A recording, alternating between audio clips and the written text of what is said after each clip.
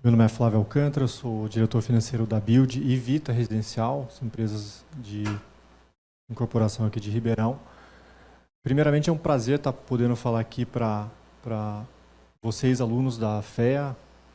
É uma faculdade que sempre me espelhei, sempre acompanhei de perto. Tive uma vida acadêmica aí, na parte de administração também. E especificamente de Ribeirão Preto, né, eu dei uma acompanhada nos indicadores aí da FEA. A FEA continua trilhando entre primeira e quarta faculdade de administração do Brasil, ano após ano. E então é uma honra poder falar para vocês, né? Então, também sempre pensei aqui o... Alô, voltou. Outra coisa é Ribeirão Preto, né? Ribeirão Preto é uma cidade em que não sou natural daqui, eu e minha família, a gente veio de São Paulo, a gente está aqui há 4 anos e Ribeirão é uma cidade que nos acolheu muito bem, a gente se sente em casa, hoje a gente já se sente Ribeirão Pretano, então também é outro fator aí que é de muito prazer para a gente poder viver e falar aqui com vocês. Outra coisa da FEA, né, que a gente vê lá na empresa, a gente trabalha com muitos alunos que são ex-FEA, então tem 17 diretores na empresa, dos 17, 3 são ex-FEA, ainda mais de uma empresa que é de engenharia, são 3 diretores formados de administração que hoje trabalham lá. E tem N alunos, N ex-alunos na área de controladoria, finanças, enfim. Tem muita gente lá e a gente percebe que são pessoas diferenciadas que vão trilhar uma carreira brilhante aí pelo futuro.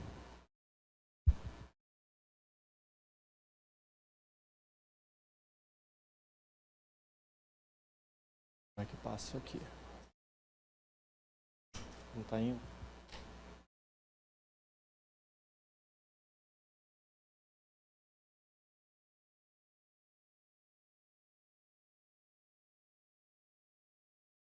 Bom, rapidinho da Build de Vita, não vou me estender nesse assunto aqui. É uma incorporadora que foi fundada em 2007, quer dizer, uma empresa nova ainda. Ela tem operação em 5 cidades, então ela não é só de Ribeirão.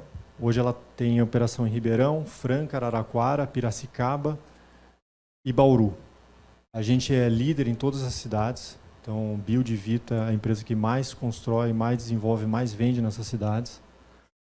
E nos últimos 12 meses a gente abriu expansão para Rio Preto, Uberlândia, São Carlos, Marília, Sorocaba, Campinas e São Paulo. Ou seja, a gente está mais do que dobrando o tamanho da empresa e o potencial de atuação no último ano para os próximos anos. Então é uma empresa que sempre conseguiu crescer no meio da crise e agora com o país minimamente estabilizado e com perspectiva bacana e desenvolvimento, a gente está com o pé no acelerador. A gente já é a nona maior incorporadora do país, e aí considerando as de capital aberto. Então a gente aí tem sonhos de poder crescer ainda mais.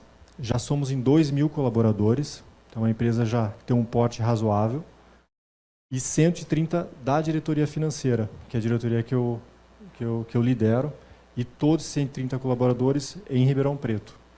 Então é interessante quando a gente recebe visita e pessoas, candidatos, enfim, que veem a estrutura da empresa, ficam impressionados com o tamanho e o quanto que a gente pode dar de oportunidade aí para muita gente. Mas vamos lá, né? Entrando um pouco no tema, como é que um questionamento, né? Por que um diretor financeiro de uma empresa que de inovação não tem nada, a gente empilha tijolo, né?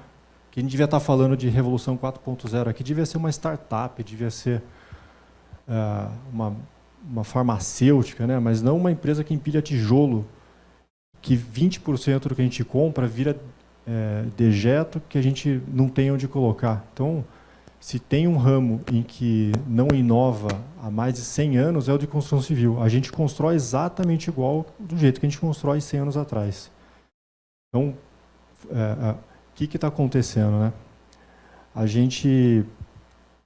Esse tema de inovação, ele surgiu de forma mais relevante na empresa cerca de 1 ano atrás, quando os sócios e alguns diretores, inclusive eu, a gente foi para o Vale do Silício fazer uma missão para conhecer empresas, e a gente queria entender como é que é o setor de construção lá nos Estados Unidos. A gente foi para a Califórnia e a gente percebeu que lá, diferentemente daqui, em vez de empilhar tijolo, eles fazem steel frame, que é uma tecnologia que já existe há 50 anos. Quer dizer, lá eles também não inovam.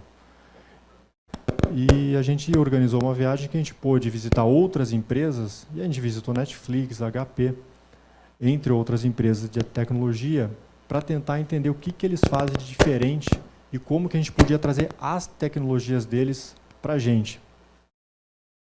E aí a gente teve outra frustração, né? Porque a gente viu que essas empresas, em termos de tecnologia, a gente percebe sim que eles têm uma pegada diferente, é óbvio, não tem jeito, mas o que diferencia eles, e eu acho que é aí que a gente pegou alguma coisa diferente, é mais a cultura e o jeito de ser. E o Vale do Silício, ele é pautado em um tripé que é chamado conhecimento, capital, principalmente esses dois pilares, né, que acho que a gente olha muito, e a gente percebeu, e diversidade. Conhecimento, capital, diversidade. Capital, a gente nunca vai ter o capital que eles têm lá. Google, Facebook, é dinheiro que não acaba mais. Agora, conhecimento e diversidade, a gente consegue trazer. E a gente percebeu que eles são o que são, e eles são um hub de inovação, um hub de um ecossistema que vai perdurar por esses dois quesitos. E a gente voltou se questionando muito o que a gente tinha que fazer para mudar a empresa e poder criar um ambiente de inovação. E a gente percebeu, de novo, não tem nada a ver com tecnologia. Então, quando a gente fala de Revolução 4.0, isso aqui tem mais a ver não, só tem a ver com pessoas, não tem nada a ver com tecnologia. Vamos falar um pouco do cenário atual, para tentar mostrar para vocês o que a gente está enxergando em termos de carreira, em termos de empresa, em termos de mercado, e o que a gente tem que fazer para a gente ter sucesso no futuro. Né?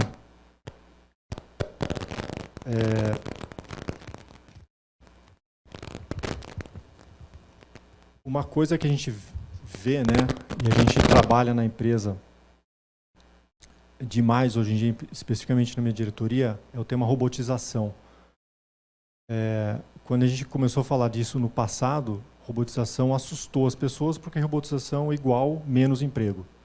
Ainda mais quando a gente está falando de pessoas com baixa qualificação, esses são os primeiros empregos que vão embora. E é fato, a gente não pode ser hipócrita de falar que isso não vai acontecer. Mas a gente tem conseguido fazer implementações de robotização ao ponto que, dado que a empresa está crescendo, a gente não está precisando desligar ninguém. Mas o fato é, mais empresa, se a empresa não estivesse crescendo, naturalmente a gente ia reduzir o quadro de pessoas. Então, a realidade e a gente enxerga que o número absoluto de empregos no futuro, de fato, vai cair. É óbvio isso. A gente não tem como ir contra essa tendência, e eu vou discutir um pouco esse tema aqui.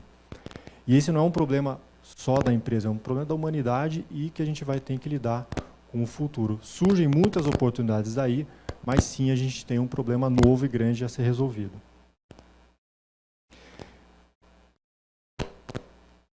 Opa.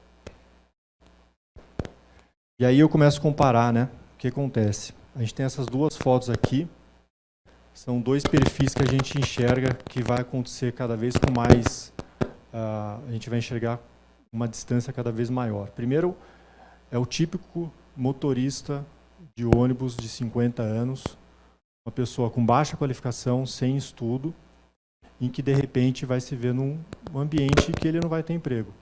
E do outro lado, uma pessoa extremamente qualificada, com um perfil empreendedor e que vai se beneficiar daquilo que está acontecendo no mundo atual. E aí a gente está falando que a tecnologia vai trazer uma coisa ruim para essa pessoa, que é o desempoderamento digital. Então essa pessoa vai perder emprego e ele não vai conseguir se beneficiar daquilo que toda a tecnologia tem para trazer.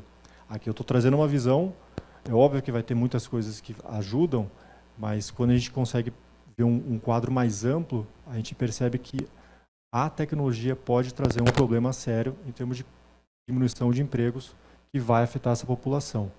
E do outro lado, tem os unicórnios. E todas as startups e empresas que vão se beneficiar disso aqui vão escalar cada vez mais e vão acumular cada vez mais riqueza.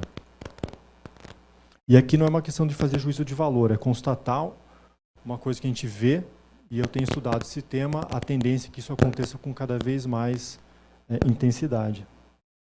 E aí a desigualdade tende a aumentar cada vez mais.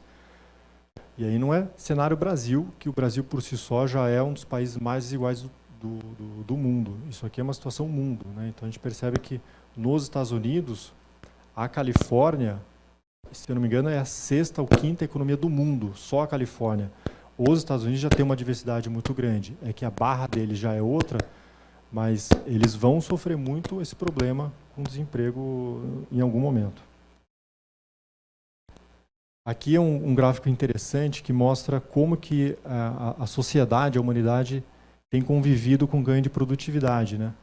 Então a gente sabe que desde o início da humanidade, o ser humano tem conseguido produzir cada vez mais, só que isso aí tem se revertido em melhoria das condições da humanidade.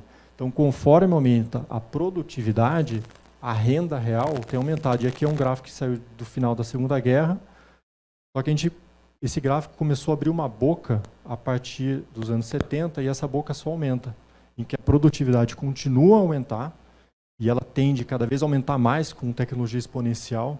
Então, hoje, qualquer tecnologia nova, a gente vê startup que surgiu faz um ano, está impactando 1 bilhão de pessoas. E essas novas tecnologias causam uma mudança muito rápida no ambiente, fazendo a produtividade aumentar muito mais e a renda não aumenta. Um caso que a gente vê aqui é o Uber. O Uber, o que ele fez? Ele trouxe um bem muito grande para a humanidade, Brasil, Estados Unidos, quem usa o Uber, só que tem gente que ficou à margem. Quem é que está ganhando com isso? Nós, clientes, ganhamos, mas tem uma parte da população que está perdendo com isso. Isso aqui é um dos fatores que os estudiosos falaram que é um dos causadores do aumento de diversidade que piora o efeito do indicador Gini. Então, o Gini no Brasil, que já é horrível, no mundo tende a piorar muito mais com esse aumento de produtividade e a compensação, o salário das pessoas não aumentarem.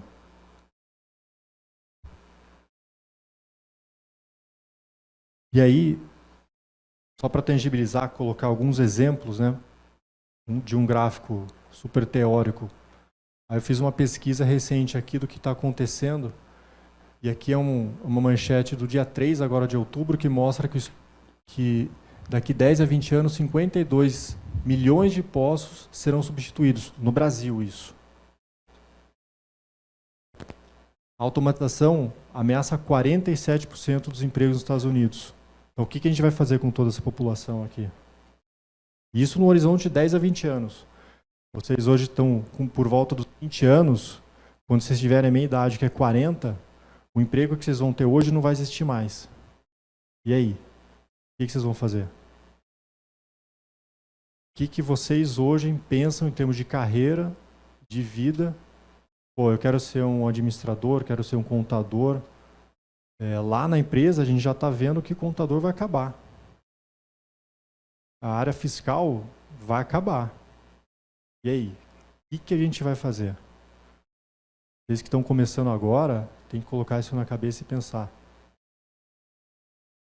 Aí, para empregos mais da base, quem já viu no McDonald's, daqui a pouco não vai precisar mais ter caixa. Isso aqui é o grau. Quem viaja para São Paulo vê o grau. Já está cheio de totem. Só não sabe usar ainda, mas já não vai ter mais caixa. Quem vai em shopping de supermercado, em estacionamento, a gente não paga mais. Então, empregos da base, a gente enxerga com muita clareza isso. E aqui uma pesquisa que mostra que 5 profissões com maior risco de automação. São os casos óbvios. E aí, quando eu falo para o público dessa sala aqui, falar, isso aqui não é comigo. Condutor de automóvel, cobradores, entrevistadores, balconista, garçom, isso dá a impressão que não vai nos afetar. Que aí a gente vê que robôs inteligentes podem acabar com o emprego de 40% dos advogados. Para não ir muito longe, e aí dando um exemplo do que é isso aqui, não sei se vocês já ouviram falar do Watson, que é um robô, que na verdade é um software de inteligência artificial da IBM, que, enfim, ele faz inteligência artificial. E aí, o que esse robô faz para a questão de advogados, né? Ele entende aquela ação e ele consegue pesquisar toda a legislação e sugerir o melhor caminho, dado que aquele juiz tem uma formação Y, que ele consegue juntar várias variáveis e montar a melhor estratégia para conduzir aquela ação. Para não ir muito longe dentro da empresa, a gente está com um processo de robotização em que a gente tem muitas ações, a gente tem algumas ações, e várias delas são repetitivas. Então, com algumas palavras-chave e alguns modelos de ação, antes eu tinha 3 advogados que escreviam as ações, hoje eu não tenho nenhum. Na verdade, eu tenho um cara mais sênior que revisa aquilo que os robôs fazem. Então, entra o processo, a gente joga no computador, sai a petição pronta para a gente encaminhar. A gente ganhou prazo de 1 semana para 10 minutos e o nosso advogado mais sênior simplesmente avalia o que está acontecendo. Então, estão 3 empregos de advogado júnior que deixaram de existir. Aí, pensando um pouco mais no que pode acontecer, indo para outros setores, né, que a gente fala que, eu estou falando de empregos que pode acabar, mas a gente pode falar de indústrias inteiras que pode acabar. Então, uma que a gente viu e a gente vivenciou lá nos Estados Unidos, e eu não imaginava que isso estava tão próximo de acontecer, é que todo o setor de pecuária tende a acabar. Então, a gente sabe que a questão de alimentação no mundo é um problema, e aí você tem algumas questões de propósito e valores. Então, veganos hoje cada vez mais têm uma voz na sociedade. A questão de alimentação no mundo é um problema. E aí, eu sempre ouvi falar, porque vai acabar a carne, né? A cultura aqui em Ribeirão Preto é churrasco para todo lado. Eu falei, isso não vai acontecer nunca, né? A gente viu lá nos Estados Unidos, já existe, não sei se vocês já ouviram falar, essa Beyond Meat, e esse Impossible Burger. A gente foi lá nesse Impossible Burger, um dos melhores hambúrgueres que eu comi. E essa carne é vegetal. Tem nada, ele não agride o ambiente, é totalmente certificada para um cara que é vegano. Então, e aí a gente vê que empresas como a JBS e BR Foods estão investindo milhões de dólares para poder desenvolver tecnologia para produzir carne artificial, porque eles já estão enxergando que o ambiente deles vai ser disruptado. Ou eles falaram, ou eu entro para dançar, ou vão passar por cima de mim e ninguém mais vai comprar carne. Então eles entendem isso e estão shiftando todo o modelo de negócio deles para o futuro. E aí a gente pergunta, né, a gente aqui em Ribeirão Preto, que hoje tem uma economia muito mais diversificada na base de serviços, mas não é inegável que o agronegócio é parte relevante da nossa economia. Se acabar a pecuária, o que acontece com a gente aqui, com a nossa região? A gente tem que pensar, inclusive, na empresa nossa lá, Real Estate. O que pode acontecer?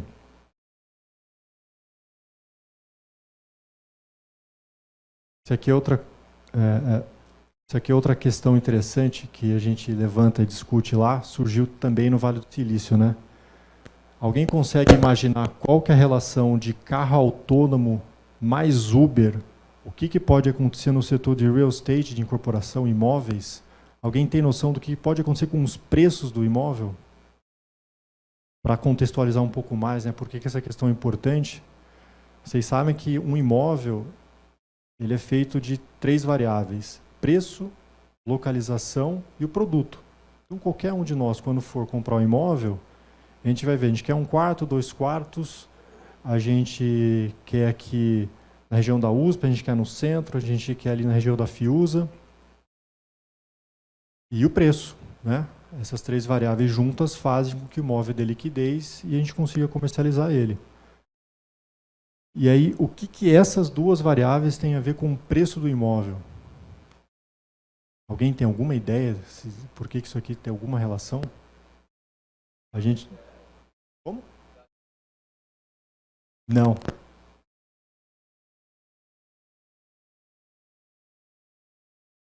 O que pode alterar a localização?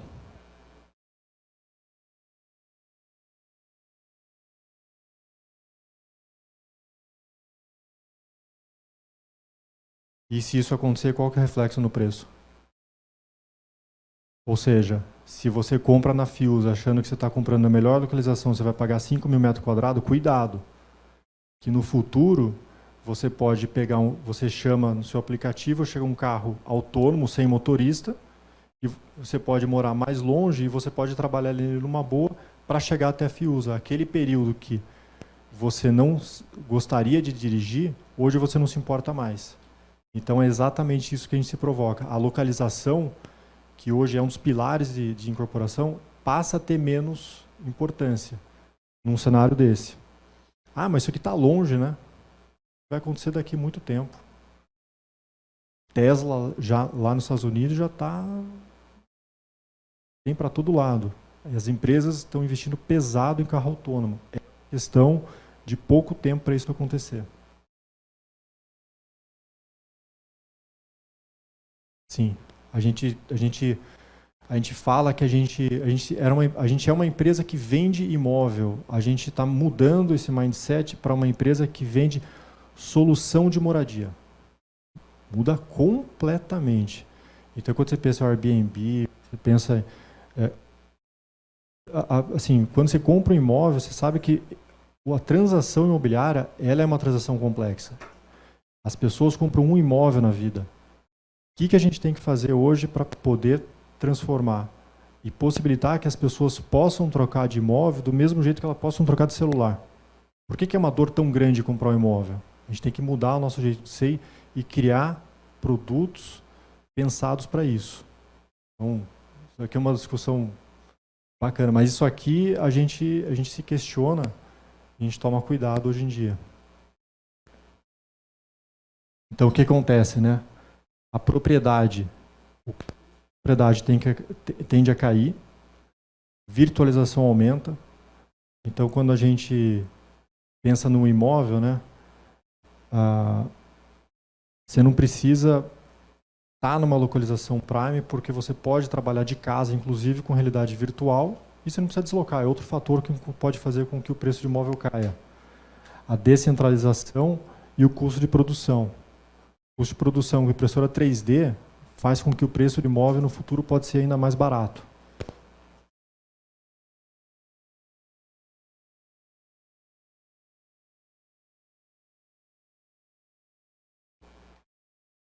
Aqui, voltando um pouco do tema de como que a sociedade evoluiu, né? Em termos de emprego, lá no passado, 80% da população, século XVIII, pré-revolução industrial, século XVII, era do campo. Depois, essa população migrou para as fábricas, para apertar parafuso. E aí sim teve um aumento de renda e uma melhoria de qualidade de vida. As pessoas foram para a cidade. Mais recentemente, essas fábricas foram automatizadas e o pessoal migrou para o setor de serviço. E agora o próximo desafio é como que a sociedade vai se resolver com um mundo em que a gente vê que o número absoluto de empregos vai cair. Então, em todos esses períodos aqui, houve aumento de população, houve aumento de emprego e as coisas caminharam juntos. E aquele gráfico lá, que depois abre a boca de Gini, mostra que, mais recentemente, esse problema ainda não foi resolvido. E a resposta é, será que a gente vai ter que resolver? A gente vai conseguir resolver como humanidade?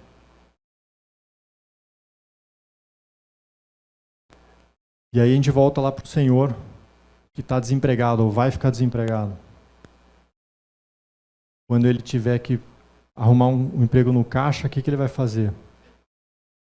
Quando chegar a empresa que ele trabalhava, vai trazer esse caminhão da Volvo que já está em teste lá na Suécia. Isso aqui já está para entrar em produção. Robô autônomo, um caminhão autônomo. Como que a gente vai lidar com esses problemas? E aí é uma coisa que nós nos questionamos, como é que a gente vai nos preparar para o futuro? Então, quando eu respondi a pergunta, né, se a gente é uma incorporadora, ou se a gente vende solução de moradia, a gente começa a entrar no que a gente tem que fazer para, como empresa, e aí eu não digo a nossa empresa, aí vale para qualquer empresa, tá? O que a gente tem que fazer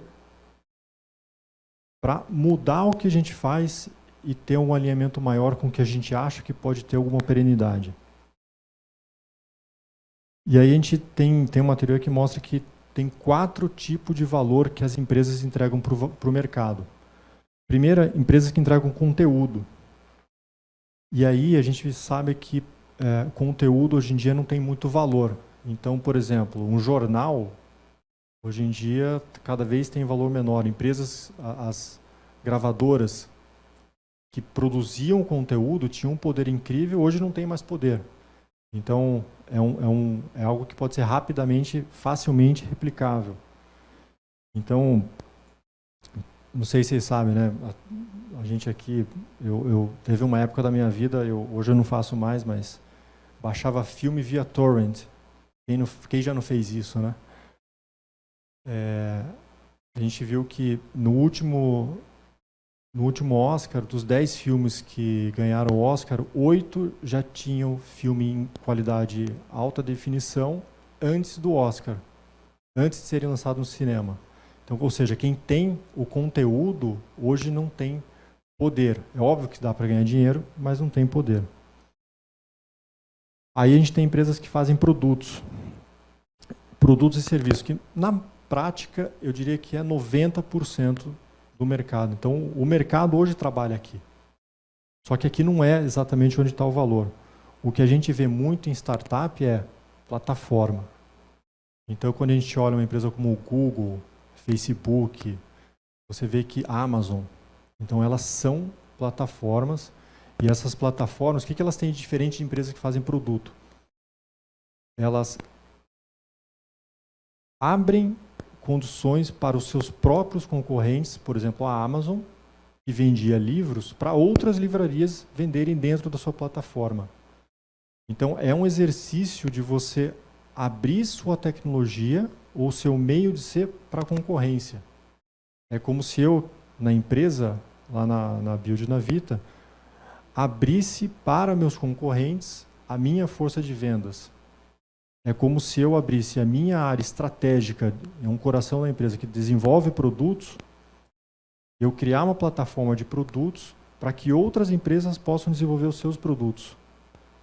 É meio complicado a gente pensar nisso, porque o que a gente julga ser algo estratégico, que é o coração nosso, eu entregar de mão beijada para a concorrência. Mas isso aí se pode destravar muito valor. Então é um exercício de você conseguir sair do mundo de produtos e migrar para o mundo de plataforma.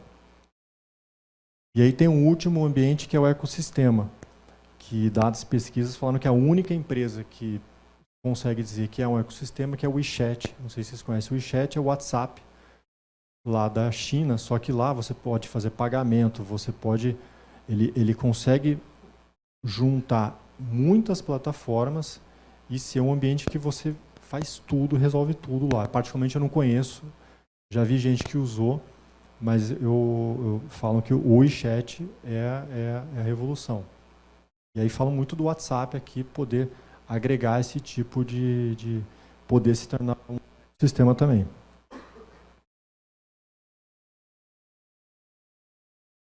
Um outro exemplo aqui é o Elon Musk com o Tesla.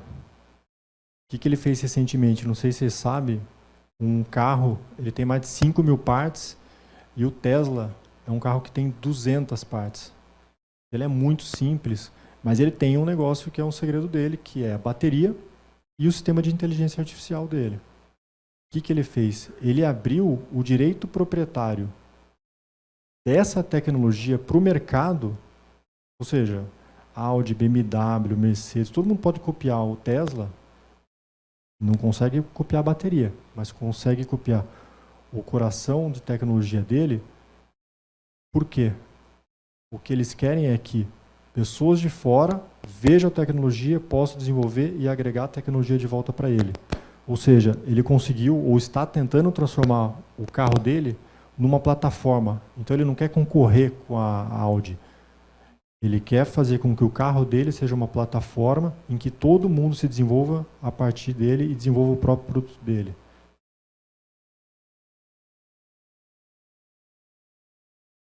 E aí, o que a gente tem que fazer para se preparar para esse futuro, né?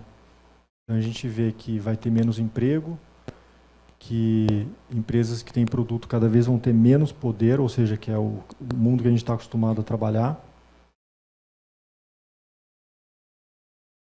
O que o mercado vai esperar desse profissional? A gente vai ter que ser cientista de dado, a gente vai ter que ser mais técnico. O que a gente tem que trilhar? O que a gente tem que fazer? Qual que é o peso e relevância das competências técnicas? Vocês estão no meio para o fim ou no meio da faculdade, 4 anos aprendendo competência técnica. Vocês saem daqui com o diploma da USP, bate lá na porta, a gente vê, pô, a USP não pesa mais nada. Pode fazer USP, GV, o FRJ. Ó, isso aqui não vale mais nada. É isso? Competência técnica vai perder valor? O que a gente no mercado está buscando? E esse currículo de vocês daqui a 10 anos vai valer alguma coisa? O que vocês aprenderam hoje, daqui a 10 anos, vai estar atualizado? Uber daqui, sei lá, o que tinha 5 anos atrás que hoje é a vida de vocês, e o que alguém aqui conhece o Orkut? O Orkut ninguém, isso aqui acho que isso é da minha época. Não existe mais. Então, que competência técnica vocês vão ter que ter, se é que vão ter que ter? Uma constatação, né? E aí eu não digo que são todas as escolas, nem todas as disciplinas, mas as escolas ensinam o que pensar e não como pensar. Então, aquela decoreba de tabuada não vale mais. Eu tenho um filho de 5 anos, o moleque já sabe fazer conta, e eu tento entender qual é o jeito dele pensar, e eu acho muito interessante que as escolas hoje, pelo menos a escola que ele está, eu presto atenção nisso, não faz com que ele decore. Então, ele cria um jeito de desenvolver o raciocínio que faz com que a competência técnica de decorar a soma, ou o jeito que a gente fazia antigamente, não vale mais. Decorar a fórmula não faz mais sentido. Então, fórmula de finanças, quem sabe fazer o valuation, fórmula de Gordon, aquelas coisas lá, sofri demais, eu tive que decorar. Hoje em dia, para que eu vou decorar? Eu pego o livro do Asaf, que eu tinha lá na prateleira, o livro do Asaf, tinha que fazer um valuation. Hoje eu vou no Google, valuation, a fórmula pronta. Aí, se eu pesquisar mais 2 minutos, eu pego uma planilha pronta, coloco os parâmetros, sai o resultado.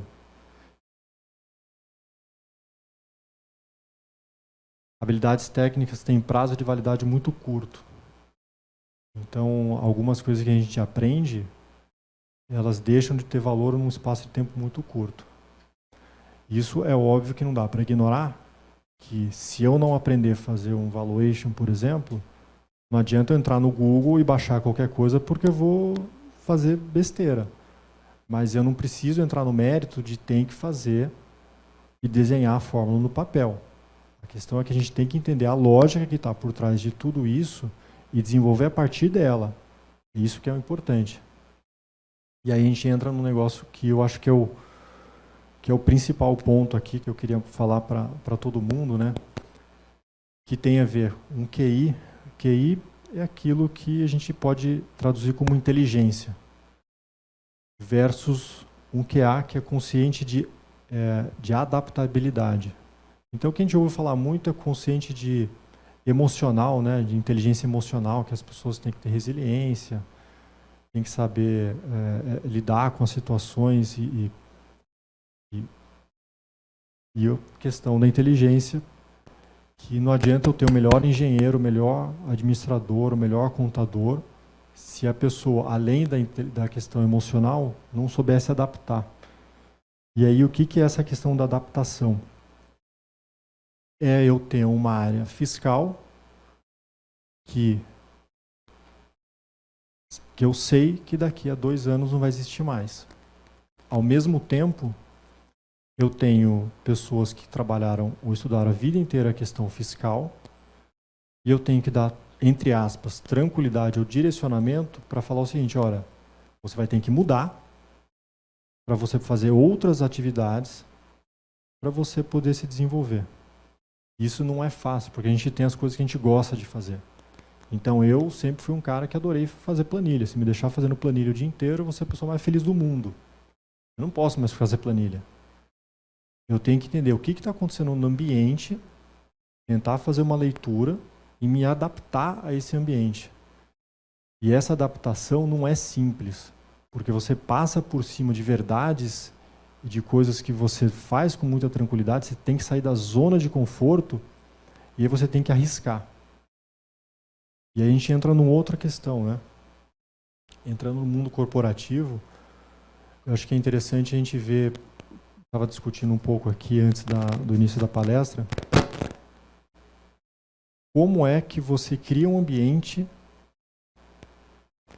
para você, em que você encontra pessoas inteligentes, consigam entender que elas precisam se adaptar. Tem gente que simplesmente não consegue, paciência. Então, se o cara que é da área fiscal simplesmente entende que o robô não vai tomar o emprego dele, não tem jeito, ele vai perder o emprego dele. E se ele for buscar o outro emprego para fazer a área fiscal numa outra empresa, ele vai conseguir, mas daqui a 5 anos ele não vai ter mais o emprego dele. Ele vai ter que se adaptar. Isso vale para qualquer emprego que a gente está falando aqui. O emprego e as atividades têm um prazo de validade muito curto. E aí eu acho que o interessante é como que a empresa vai lidar com isso. Eu simplesmente vou chegar e falar, olha, vai acabar a área fiscal daqui a 2 anos ou não? Eu vou criar um ambiente para que a pessoa possa se adaptar para fazer uma nova atividade. E se adaptar a fazer uma nova atividade significa quem faz alguma coisa pela primeira vez, a certeza que eu tenho é que ela vai errar. E como é que no ambiente que você tem que dar lucro, tem que dar resultado, tem pressão, tem cliente, tem chefe, você consegue permitir que a pessoa erre e faça uma tarefa mais lenta do que alguma outra pessoa. Esse é um desafio que a gente tem que criar de um ambiente que seja favorável para que as pessoas mudem, testem e errem. Acho que esse é um grande desafio que as empresas têm que ter, e aí é uma provocação que eu faço sobre aquilo que vocês vão começar a viver no futuro, se as empresas criam um ambiente favorável de verdade para que vocês possam testar, para que vocês possam querer fazer coisas diferentes.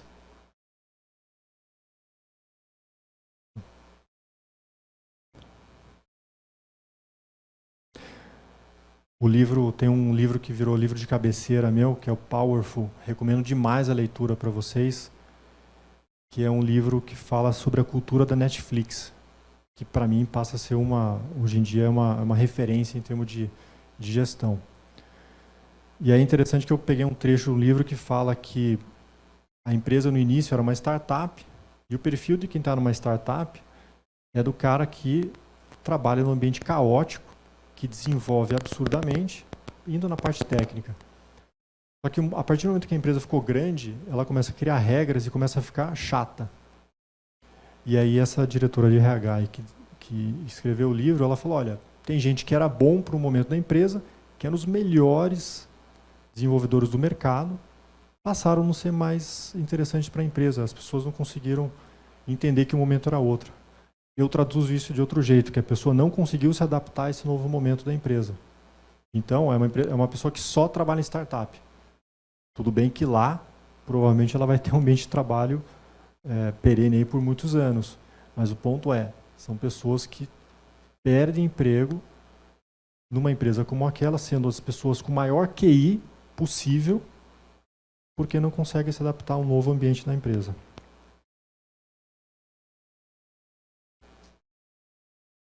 Aí o que é interessante é o seguinte, o QA pode ser ensinado, o QI não. A gente é inteligente, a gente nasce com inteligência. É uma coisa muito orgânica. Agora o QA ele pode ser ensinado. Aí até em ambientes que mudam muito rapidamente, uma pessoa que entra hoje na empresa, se a empresa muda muito rapidamente, em 2 anos ela para de produzir. Ela para de gerar valor para a empresa. E aí o que significa na prática, né, tentando traduzir um pouco o que significa essa adaptabilidade, a gente trata lá dentro algo como chamado desaprender. Então, pessoas inteligentes que têm uma personalidade forte, têm suas verdades. E isso acaba bloqueando a gente de se adaptar a ouvir críticas.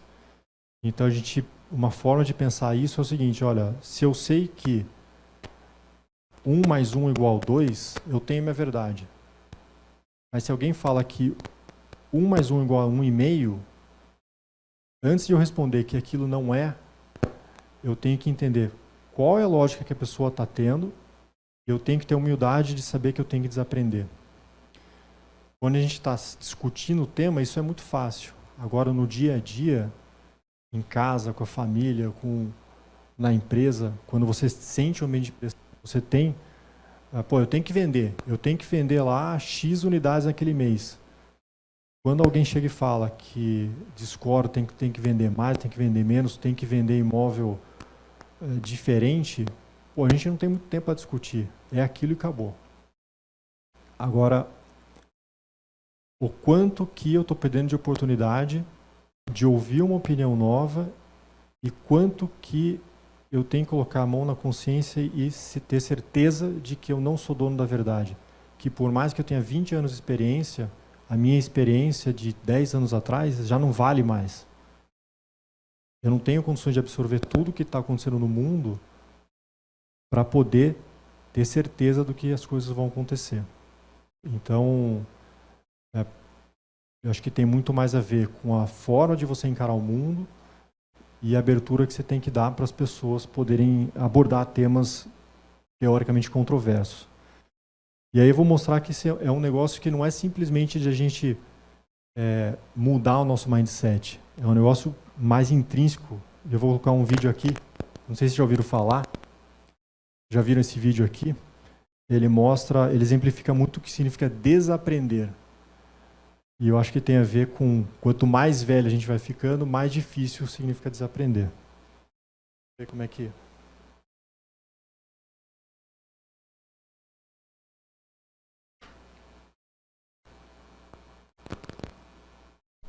Hey, it's me, Destin. Welcome back to Smarter Every Day. You've heard people say it's just like riding a bike, meaning it's really easy and you can't forget how to do it, right? But I did something. I did something that damaged my mind. It happened on the streets of Amsterdam, and I got really scared, honestly. I can't ride a bike like you can anymore. Before I show you the video of what happened, I need to tell you the backstory. Like many 6-year-olds with a MacGyver mullet, I learned how to ride a bike when I was really young. I had learned a life skill and I was really proud of it. Everything changed though when my friend Barney called me 25 years later. Where I work, the welders are geniuses and they like to play jokes on the engineers. He had a challenge for me. He had built a special bicycle and he wanted me to try to ride it. He had only changed one thing. When you turn the handlebar to the left, the wheel goes to the right. When you turn it to the right, the wheel goes to the left. I thought this would be easy, so I hopped on the bike ready to demonstrate how quickly I could conquer this. And here he is, ladies and gentlemen, Mr. Destin Sandlin. First attempt riding the bicycle. All right. So the faster I go, the better. Yeah. I couldn't do it. You can see that I'm laughing, but I'm actually really frustrated. In this moment, I had a really deep revelation. My thinking was in a rut. This bike revealed a very deep truth to me. I had the knowledge of how to operate the bike, but I did not have the understanding. Therefore, knowledge is not understanding. Look, I know what you're probably thinking. Destin's probably just an uncoordinated engineer and can't do it. But that's not the case at all. The algorithm that's associated with riding a bike in your brain is just that complicated. Think about it. Downwards force on the pedals, leaning your whole body, pulling and pushing the handlebars, gyroscopic precession in the wheels. Every single force is part of this algorithm. And if you change any one part, it affects the entire control system. I do not make definitive statements that often, but I'm telling you right now, you cannot ride this bicycle. You might think you can, but you can't. I know this because I'm often asked to speak at universities and conferences, and I take the bike with me. It's always the same. People think they're going to try some trick or they're just going to power through it. It doesn't work. Your brain cannot handle this. For instance, this guy, I offered him $200 just to ride this bike 10 feet across the stage. Everybody thought he could do it. No, you didn't understand. You didn't understand. So, this way. Okay, all right, all right, so, whenever you're ready. Yeah. Quickly! No, you have to keep your feet on. Dude, all right, let's see if we get it. Just give me wait. Like, you gotta start rolling at least. And go. Oh, go! All right, back up. Okay, go. Keep your feet on the pedal. Go. Go right off.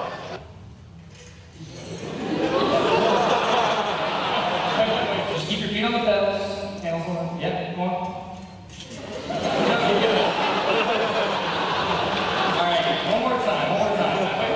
Once you have a rigid way of thinking in your head, sometimes you cannot change that, even if you want to.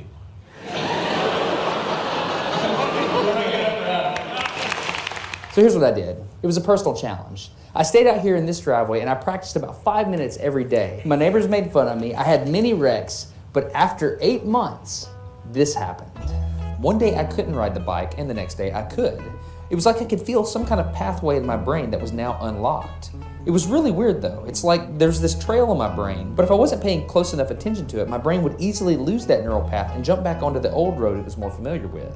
Any small distractions at all, like a cell phone ringing in my pocket, would instantly throw my brain back to the old control algorithm and I would wreck, but at least I could ride it. My son is the closest person to me genetically, and he's been riding a normal bike for 3 years. That's over half his life. I wanted to know how long it would take him to learn how to ride a backwards bike, so I told him if he learned how to ride a backwards bike, he could go with me to Australia and meet a real astronaut. Are you gonna give up? No. Go ahead. This is how it starts. Look at this. This is such a big deal. Get up, you got it. Did you see his brain get it? So he, in, how many weeks have we been doing this? 2 weeks?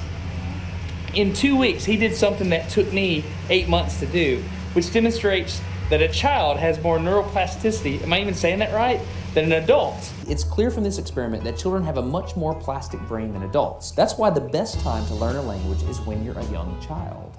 All right, today's bike log. I can ride smooth, I can ride fast. I'm thinking the experiment is over. Okay, now I'm in Amsterdam, a city that has more bicycles than people. The question is, can I ride a normal bike now? I mean, I've spent all this time unlearning how to ride a bike. If I go back and try to ride a normal one, will my brain mess up? So I've tweeted a Smarter Everyday meetup, if you will, and I'm gonna see if somebody brings a bicycle and I'm gonna try to ride a normal bike. It's backwards, it's backwards. This was one of the most frustrating moments of my life. I had ridden a normal bike since I was 6, but in this moment, I couldn't do it anymore. I had set out to prove that I could free my brain from a cognitive bias. But at this point, I'm pretty sure that all I proved is that I could only redesignate that bias. So what you're not seeing is just a group of people here looking at me, looking at the strange American that can't ride a bike because they think I'm dumb. But I'm actually 2 levels deep into this because I've learned and unlearned. All right. After 20 minutes of making a fool out of myself, suddenly my brain clicked back into the old algorithm. I can't explain it, but it happened in a very specific moment.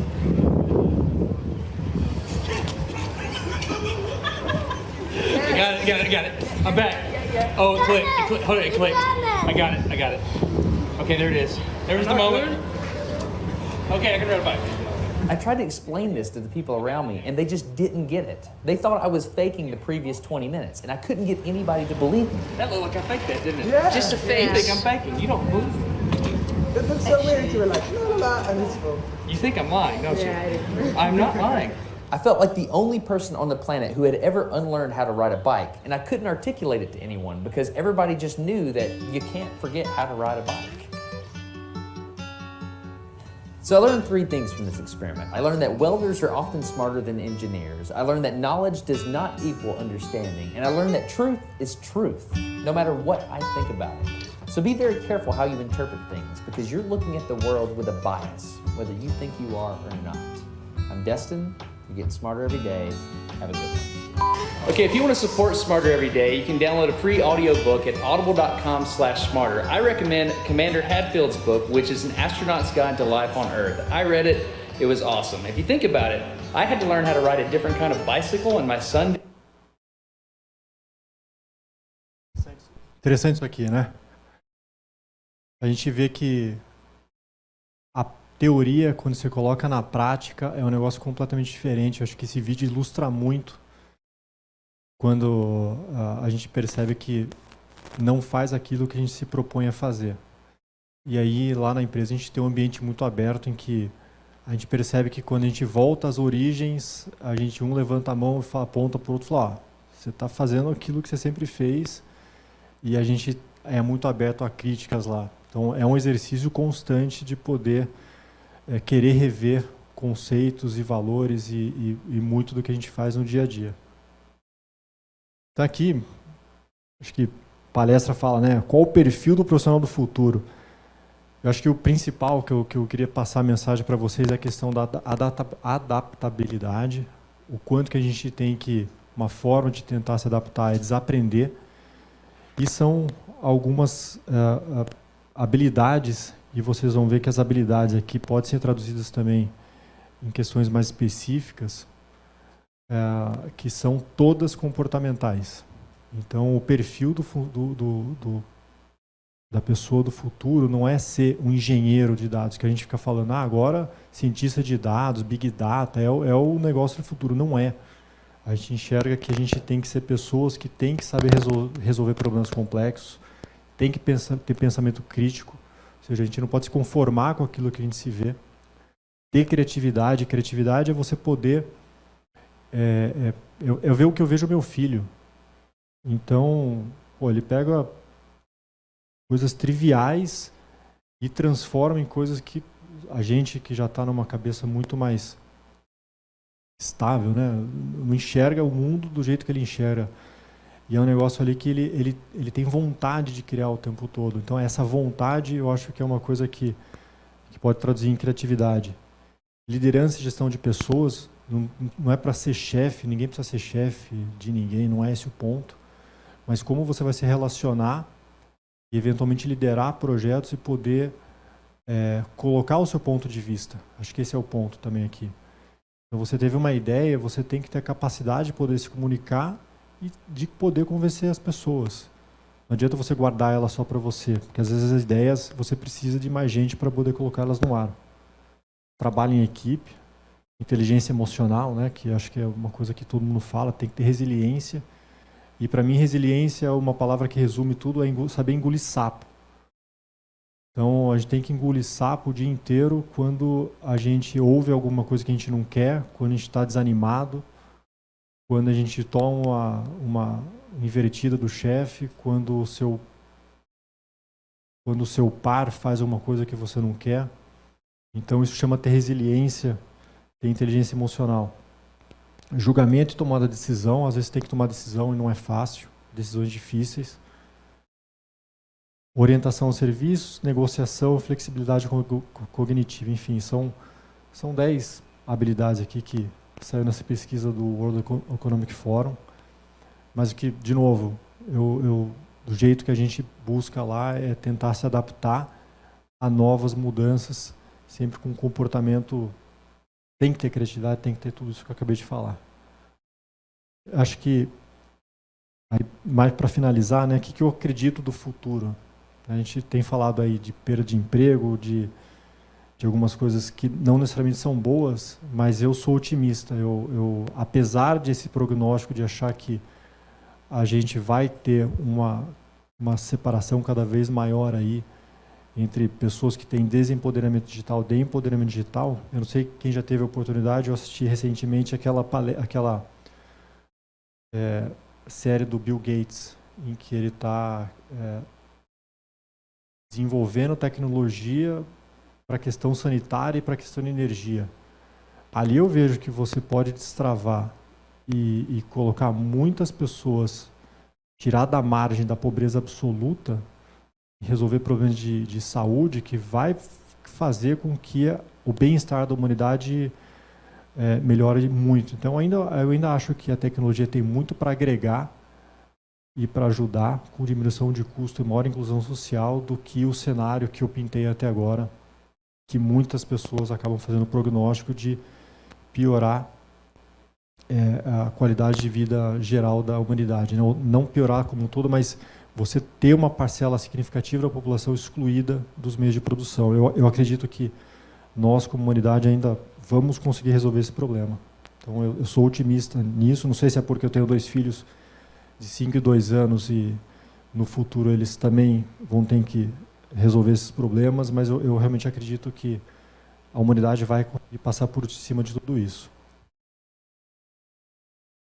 Aqui, né, só para retomar lá a missão da empresa que faz os hambúrgueres de carne, né?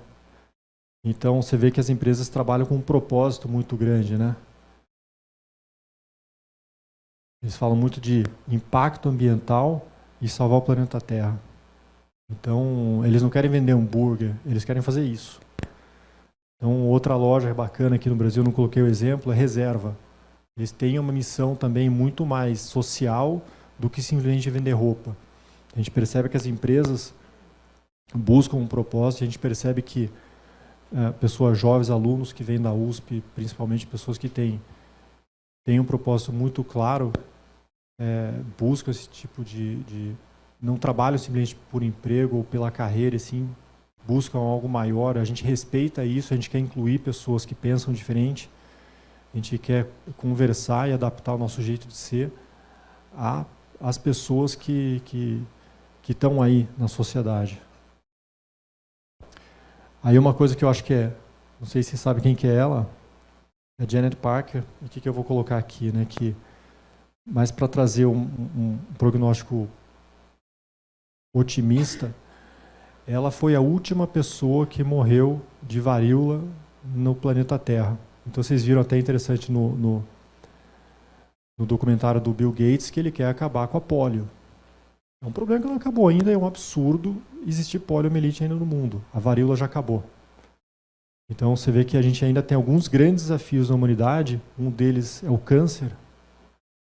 Quem acompanha de perto, eu não acompanho, não sou médico, mas é um assunto que vira e mexe a gente ouve falar de casos de família, de amigos, né? E o quanto que os tratamentos estão evoluindo e já existe um prognóstico aí que mais 15, 20 anos o câncer vai estar resolvido. Infarto. Tem um vídeo interessante, eu não trouxe aqui, de uma palestra que eu assisti, que o palestrante perguntou, né, que nós estamos fazendo, ou qual que é o prognóstico, o que nós estamos fazendo, sabendo que metade das pessoas dessa sala vão morrer de infarto. É uma estatística, porque as pessoas não morrem mais de doença, daqui a pouco não vai mais ter acidente de carro, então as pessoas vão envelhecer mais e vão ter doenças de cabeça e o coração eventualmente vai parar de funcionar. Já existe coração que vai substituir o coração humano e vai fazer com que a gente possa viver muito mais anos. Então, por essas e outras, a gente viu lá no Vale do Silício que eles têm convicção de que já nasceu o ser humano que vai viver mais de 150 anos. Quando a gente vê tudo que está sendo desenvolvido, de fato, é alguma coisa que passa a ser crível quando você, sobre a perspectiva deles, começa a enxergar que esse negócio realmente está acontecendo. Então é por esse outro viés que eu prefiro acreditar que o mundo vai ser um lugar muito melhor e mais inclusivo do que aquele cenário que eu acabei pintando inicialmente. Mas o ponto é, nós temos que estar do lado do empoderamento digital para que a gente possa contribuir para que a humanidade e a sociedade possa desenvolver. Então, a gente tem que tomar cuidado para não cair do lado do desempoderamento digital. Acho que isso é uma realidade. Então, era isso que eu queria passar para vocês. Espero que tenha agregado, trazido algum tipo de novidade, conhecimento para vocês. De novo, foi um prazer poder falar para vocês aqui. Para mim é uma honra, realmente. Experiência diferente, poder falar para alunos. É um sonho meu ainda, eventualmente, poder ser professor, quiçá de uma universidade que nem a que vocês estudam. Estou aberto aqui para... Eu não sei como é que a gente está de horário, para perguntas e respostas. Vou estar aqui um pouco mais... Aqui fora mais um pouquinho, para quem quiser falar comigo. Quem quiser falar comigo, né? Aqui é o meu LinkedIn direto. Quem bater uma foto é o LinkedIn. E aqui meu e-mail pessoal. Quem quiser mandar e-mail, mandar currículo, enfim... quiser ter curiosidade de poder conhecer a Build, a gente está de portas abertas. E, enfim, é isso que eu queria poder falar para vocês hoje. Obrigado pela presença mais uma vez.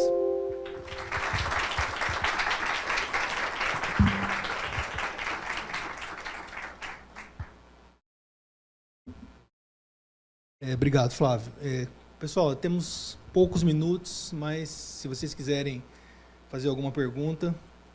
Não, eu tenho, mas eu prefiro passar a palavra para vocês. Alguém?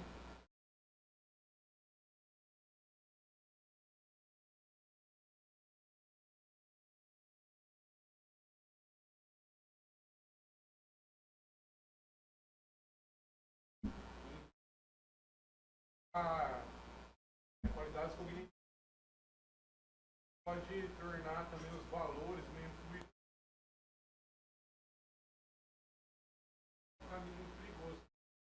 Isso a gente não abre mão.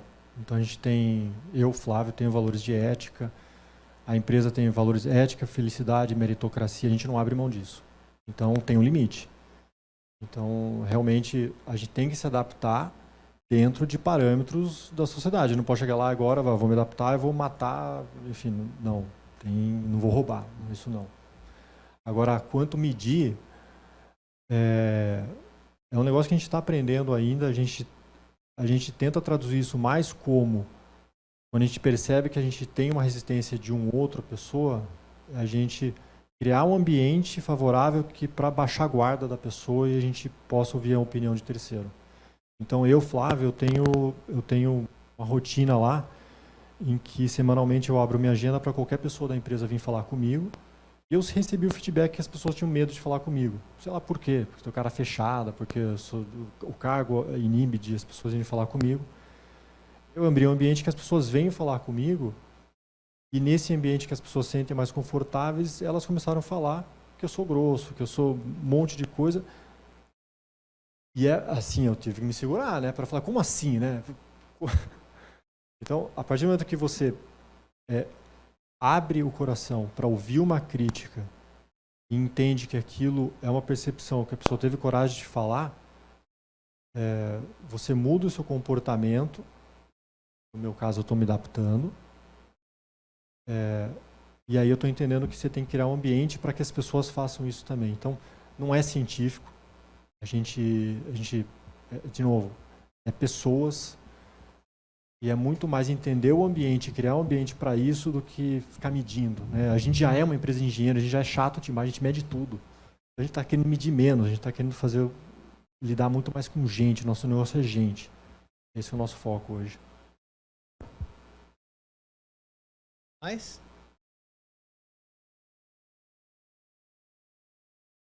Eu tenho uma pergunta, Flávio. A gente tem ainda um minuto aí. Eu queria que você, se possível, falasse exemplos práticos ou de práticas que vocês adotam lá, no sentido de, normalmente as empresas esperam que as pessoas alinhem os seus objetivos, né? As empresas, principalmente no cargo de alta direção, procuram alinhar o objetivo do indivíduo com o da organização. E é isso que todas as empresas querem, que as pessoas compartilhem os mesmos objetivos, a visão e etc. E a questão do senso de propósito. O senso de propósito, normalmente, ele é individual. Então, eu queria entender assim, como que a Build ela atua no sentido de ajudar as pessoas a realizarem a sua missão pessoal também. Além, né? Então vamos pensar, é como se fosse inverter um pouquinho o lado, entendeu? Normalmente a empresa contribui, o funcionário contribui para a empresa. E como que a empresa pode contribuir para a realização da missão pessoal?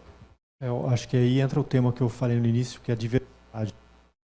Então, eu só vou explorar um pouquinho o tema diversidade, que a gente viu lá no Vale do Silício, que você tem a bandeira que as pessoas acham que tem a ver com questão de gênero, que é a bandeira lá do arco-íris. Na verdade, aquilo é um marco que eles usam para entender que diversidade é respeitar opção religiosa, política, qualquer valor que você tem que respeitar a outra pessoa. E aí isso acaba sendo uma fortaleza deles na hora de desenvolver e criar um ambiente da empresa. Porque quando você vai criar, você está numa startup, nada melhor do que você ter um indiano, um negro, um japonês, um americano, um africano, para você poder criar um produto que vai atingir, impactar 1 bilhão de pessoas da forma mais assertiva, ao invés de você ter 5 alunos ex-Harvard, brancos, de olhos azuis, caucasianos, sei lá o quê. Você vai fazer um produto que seja para uma parcela pequena da população, você não vai ter diversidade. E falar que essas pessoas não são diversas, não têm objetivos e propósitos diversos? Sim, elas têm. Exemplo, qual que é o propósito da Google? Organizar os dados do mundo. É isso que eles fazem. O que nós, Build, queremos fazer? A gente quer, no caso de Vita, viabilizar o sonho da primeira moradia para as pessoas. É o que a gente quer fazer hoje. Na Build, a gente quer superar a expectativa do cliente. Esse é o nosso propósito. Aí, a gente tem pessoas que se alinhem a esse propósito e busquem esse sonho comum. Mas o momento de vida das pessoas também é diverso. E a gente entende que as pessoas que estão lá não vão ficar a vida inteira. Então é temporário. A gente sabe que o emprego é temporário, a condição da empresa muda, a condição das pessoas muda. Então o que a gente quer é o seguinte, naquele momento que você está lá, às vezes tem gente que sim, quer crescer na carreira, olha, eu quero ser um analista, quero virar um coordenador. Vamos respeitar, ele quer ganhar, ele quer aumentar, quer ter mais experiência. Tem pessoa que está lá porque precisa de uma questão, necessidade financeira é o que ela conseguiu. Então a gente estava falando outro dia lá com uma menor aprendiz que o sonho dela é ser médica. Pô, eu podia falar, desculpa, não é aqui que você vai conseguir.